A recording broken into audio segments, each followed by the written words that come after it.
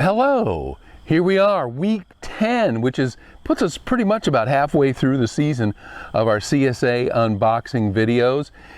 It is a Friday. We're going to do this in a hurry because it's going to rain any minute now. So let's go. Let's take a look at some of the vegetables that we did stuff with last week and some of the photos that we took today down at the farmer's market. Take a look at that tossed salad and those little onion rings. Doesn't that look good? Pico de gallo, big part of our life these days. That is just delicious.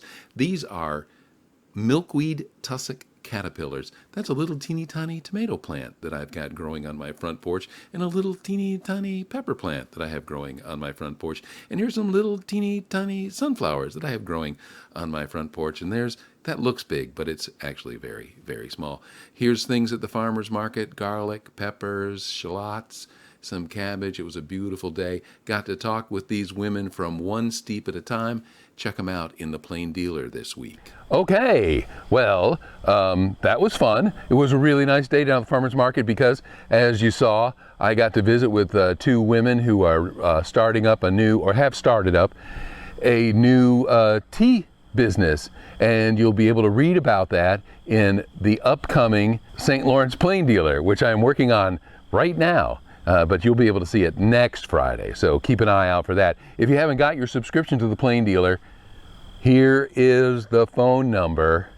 And while you're dialing that phone number, why don't you go back over to this video and you can like and subscribe. Like I think I said, we're going to try and dodge a thunderstorm here, so let's get going and see what we got. Okay, a little bit of a mix-up today. I got some kale. Why was this a mix-up? I've gotten kale every week because I was asked not to get kale because the kale eater is out of the house for a few days. But so someone else will either have to eat this kale or make sure it stays fresh.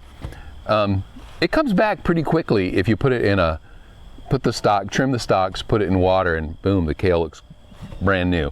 So we've got our kale. Last week our head of lettuce, delicious as it was kind of small. This week it's kind of big.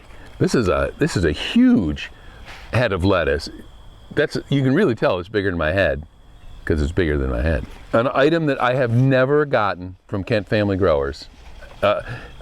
Maybe somebody who is a connoisseur of the unboxing videos and has watched all 3 seasons might prove me wrong. But these are little, they're not chilies, these are little peppers, green peppers. They are, I believe these are going to be a little bit spicy, and I'll come up with a name of them before the show is over, or I'll have it in the show notes, as the TikTokers say. There's one more. That is a great color green. Green is my favorite color. That's a nice color green. I think it would be hard if you didn't like the color green because there's so much green everywhere. Green's like the main color. They call the planet, they say it's the blue marble, that is, because of the oceans, I suppose. But if you're a land dweller like me, and I assume you are, green is what we mainly see. Even tree trunks, like when you're a little kid, you paint a tree trunk, or you paint or draw with your crayon, you take the brown crayon. But look at the tree trunks, they're green, they're not brown, and they got a little green in them. Green peppers, bell peppers, sweet ones to go with our spicy ones. I like this color green. I like all shades of green. Is there a shade of green I don't like? No, there isn't. One more. Big tomatoes. We have it's Pico de gallo season at the Graser household. I'm making it all the time. Going through cilantro like it was basil. Like the tomatoes. They're so delicious. I was actually going to buy more today, but I ran out of time. And you can always buy more later. Potatoes. I got these because of the picture from last week that I took, and I didn't get potatoes. And these just look so good. And they're nice and big. And those are going to be fun. These size potatoes are more appropriate for my potato button on my microwave. This size, not so much. If you hit the potato button on this, it would overcook it. Ran out of onions. This week. Well, no, I'm on my last one, and it's almost gone. It'll be gone before the end of the day. So I got 3 more big sweet onions. Aren't those looking good? I got the cantaloupe. Going full circle on the melons. Maybe we'll keep the cycle going because we got cantaloupe first, then we got honeydew, and then we got a watermelon. That watermelon was okay, a little early in the season, I think. I'm looking forward to this cantaloupe. It's a sweet corn. Everybody loves sweet corn. You know, I don't know why microwaves don't have corn buttons on them. They should. They should. I mean, they've got popcorn buttons, they got potato buttons. They should have a sweet corn button. Basically what I do, if you don't know, if I haven't said it 100 times, is chop off the end of it so that it gets into the fruit, stick it in the microwave for 4 minutes, just like this, and then get a towel and just squeeze it out like a tube of toothpaste. The corn slides out, no silk on it, ready to eat. The hard part is squeezing it out, but if you do it enough, you get better at it. And that's it. Those are our items from Kent Family Growers CSA this morning at the Canton Farmers Market. We'll be back. Oh, we got to do our crazy food thing. Okay, so I had a plan for crazy food combination that wasn't that crazy. And I was kind of looking forward to it. So looking forward to it that I forgot all about it.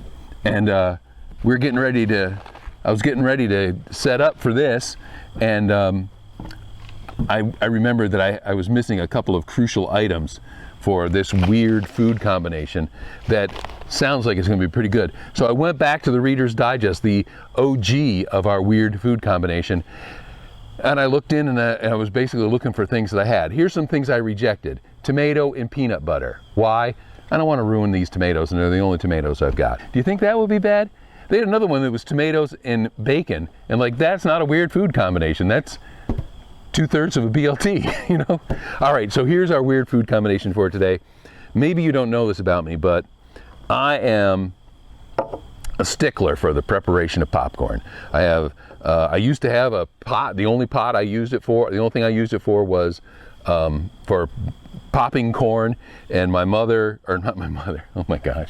wife made me switch pans because that one was aluminum and it was getting all chipped up and stuff, and she thought maybe I'd be going crazy from eating aluminum. So now I have a popcorn popper with a crank on the top, and it works great. Enjoying that, and I eat popcorn all the time. So, and I just eat plain old popcorn with a little bit of salt. That's all it needs. It's the perfect food. So we're going to try and mess that up here with a little thing we call milk. Popcorn and milk. I just think this is going to be, I don't think this is going to be disgusting. Oh my gosh. It's all, I guess that's what happens when you put butter on it too. It absorbs them all. Okay.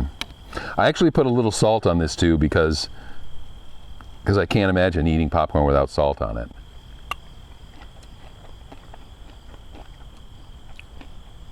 You know what? Holy moly. I guess I should have suspected it. Oh, that salt works. You know what it needs? Is a little bit of sugar. If we put a little bit of sugar on this, don't do the salt. Do the salt, a little sugar. Can't let it sit too long. But that's as good as a lot of cereal you'll eat. There's no Captain Crunch. But what is Captain Crunch? Seriously, what is Captain Crunch? Okay, that's our thing that we do every week, CSA unboxing videos with Tom Graser. Thanks for tuning in. We'll be back next week with more of these and less of these.